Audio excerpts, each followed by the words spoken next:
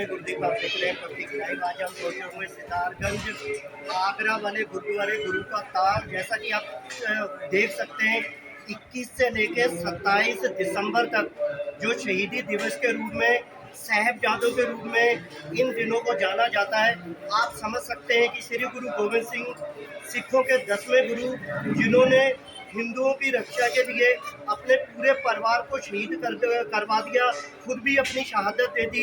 तो ये जो दिसंबर का महीना है, उनके शहादत को लेके बहुत ही महान उसके रूप में जाना जाता है। छोटे छोटे साहिबजादे जिनको नीयों में चुनवा दिया गया और उन्होंने हंसते हंसते अपनी शहादत दे दी। तो आज इस गुरुद्वारा साहब में अखंड पाठ का शुभारंभ किया गया है। परसों उनके शहीदी दिवस का जो उनकी शहादत का भोग पड़ेगा, यहाँ पे दूर दूर से लोग आएंगे।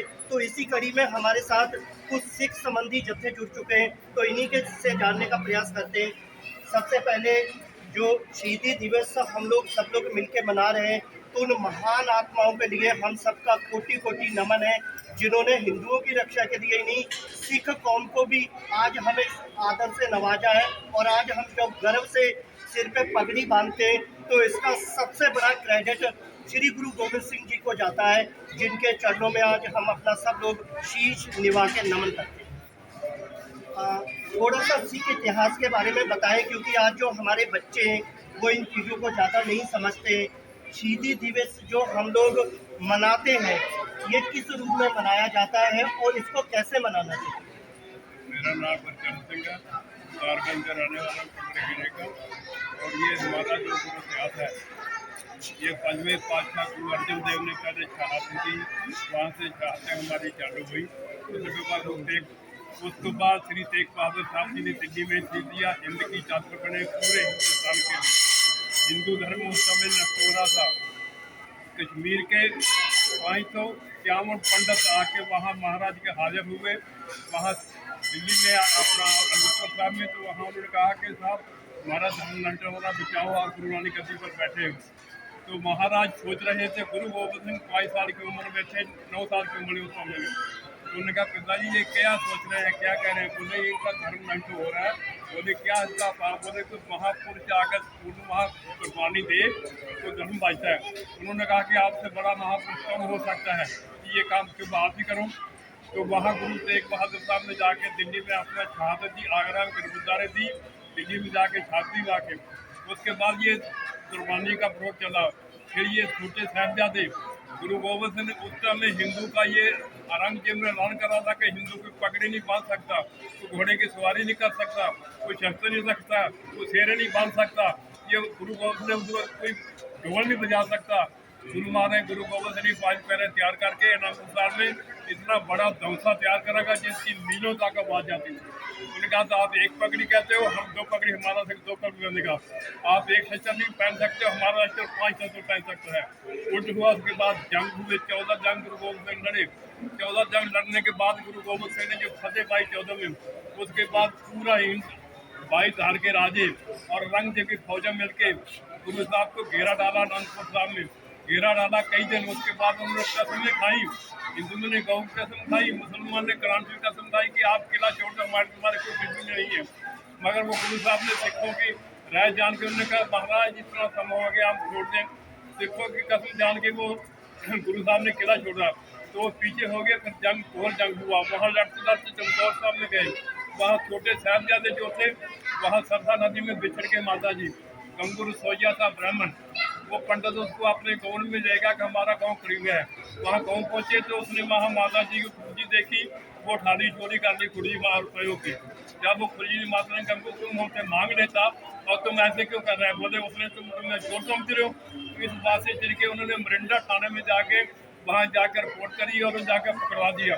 तो जब वो सरहंद सूबे में पहुँचे, रात एक मरिंडा रहे, उसके बाद सरहंद में पहुँचे तो उन्होंने बड़ी कोशिश करी। जहाँ उन्होंने रात रखा गया ठंडा बड़ी था, जो फेरे पानी की नाली थी, ठंडी हवा चलती थी, कोई कपड़ा नहीं था माता जी के पास। चलिए, ग्रंथी जी ने सिख समाज के ही नहीं, उन साहिबजादों के पूरे इतिहास के बारे में जानकारी दे दी कम शब्दों में, और थोड़ा भावुक भी हो गए।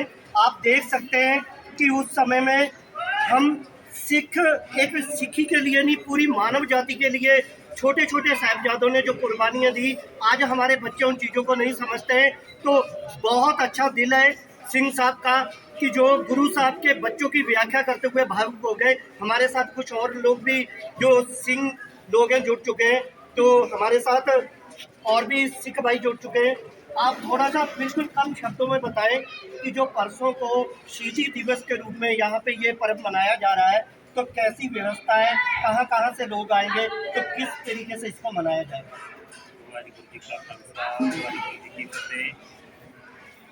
गुरु प्यारी साध संगत जी, आप जी ने सारा इतिहास बाबा जी पासों सरवण किया है ਅਤੇ ਹੁਣ ਇਹ ਪਾਵਨ ਸਥਾਨ ਜੋ ਗੁਰਦੁਆਰਾ ਹੈ ਇੱਥੇ ਧੰਨ ਧੰਨ ਬਾਬਾ ਜੋਰਾਵਰ ਸਿੰਘ ਜੀ, ਧੰਨ ਧੰਨ ਬਾਬਾ ਫਤਿਹ ਸਿੰਘ ਜੀ ਅਤੇ ਧੰਨ ਧੰਨ ਮਾਤਾ ਗੁਜਰ ਕੌਰ ਜੀਆਂ ਦਾ ਸਾਲਾਨਾ ਸ਼ਹੀਦੀ ਜੋੜ ਮੇਲਾ ਜੋ ਮਨਾਇਆ ਜਾਂਦਾ ਹੈ।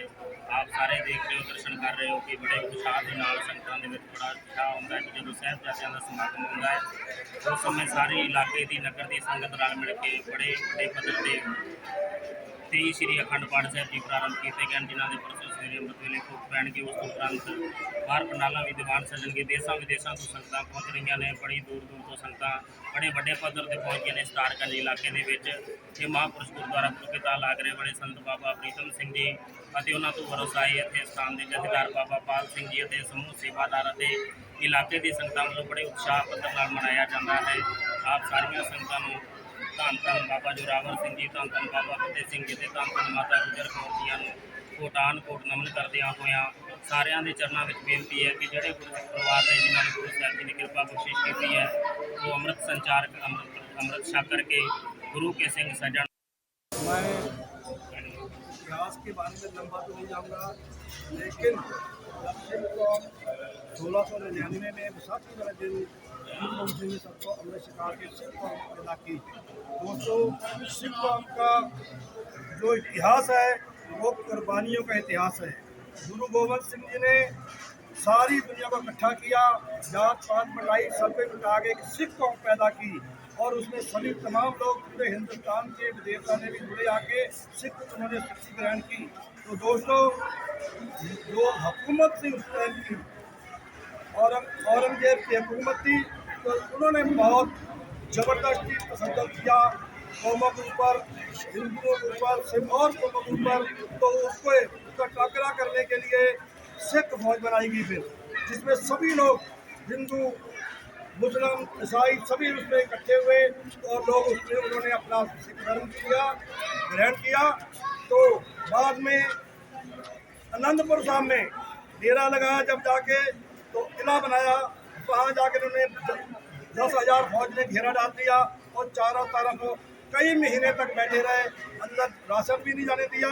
और जब अति हो गई, कुछ अंदर लोग भूखे रहने लगे और उनको हिंदू लोग आए, पंडित लोग आए, उन्होंने गौ की बनाकर कसम खाई भी, हम गौ कसम खाते हैं, आप भी आ जाओ। और मुसलमानों ने कुरान शरीफ कसम खाई कि आप किला छोड़ दो और हम बिल्कुल कुछ नहीं कहेंगे। गुरु गोबिंद से सिखों ने कहा चलो कह रहे तो कर लो, लेकिन गुरु गोबिंद ने कहा था ये लोग संकल्प करने वाले लोग अभी हम खाली नहीं करेंगे, रुको। लेकिन सिख लोग भी परेशान थे, अंदर जो बैठे हुए थे, राशन खत्म हो गया था, तो बोलों के कहने से उन्होंने किला छोड़ दिया। और जैसे ही किला छोड़ा उन्होंने, तो चारों तरफ से फौज ने घेर लिया। इन्होंने जाके चमकौर की गढ़ी में एक ऊंचा किला देखकर वहाँ अंदर उस पर डेरा लगाया। तो दोस्तों, बहुत तसद्दुद हुआ, कुल 20 लोग थे इनके पास, इन्होंने 10,000 फौज का मुकाबला किया। बड़े साहिबजादे अजीत सिंह जी, उन्होंने कहा पिताजी मैं भी जंग में जाऊँगा। कलगी वाले तो उन्होंने आज्ञा मांगी, उन्होंने आज्ञा ली गुरु गोबिंद सिंह जी से, बोला तुम भेजे चलो मैं तुम्हें करता हूँ। तो गुरु गोबिंद ने क्या कहा, कलगी वाले पिता ने पुत कोल बढ़ाया, जब भी भाई घुट के सीने न लाया, पंजला हथियार हथी दसदार सजाया, ओए जंग चलने वास्ते वो सिर सैराना। तो दोस्तों, 10,000 की फौज से लड़ते हुए वो शहीदी प्राप्त कर गए। तो छोटा अजीत सिंह ने कहा, बोला लौट के मत आना, बोला अगर नाम है जीत मेरा, मैं जीता नहीं जाऊंगा। अगर जीता गया तो पिताजी ना लौट के वापस नहीं आऊँगा। उन्होंने शहीदी दी। उसके बाद छोटे साहबजादे जुझार सिंह जी, उन्होंने कहा भाई मैं भी जाऊँगा जहाँ मेरे भाई गए हैं। बोला तो बहुत बच्चा, बोला बच्चा हूँ कुछ नहीं हूँ, मैं जाऊँगा। फिर उनको भी भेजा, उनको भी दस्तार दी, घोड़ा दिया, उनको भी जाकर शहीदी की।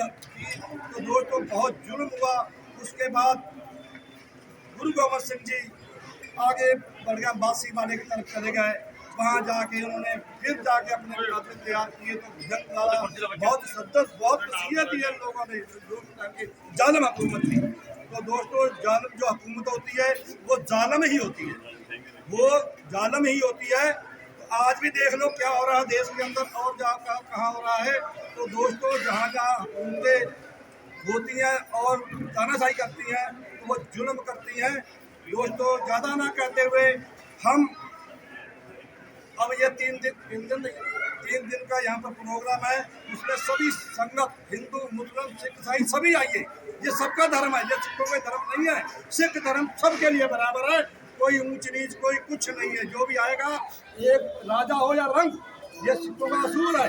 वो सारा एक पंगत में लंगर चलेंगे, एक जगह बैठेंगे। ज़्यादा कहता रहा, मैं अपनी वाणी को यही नजर करता हूँ। बोले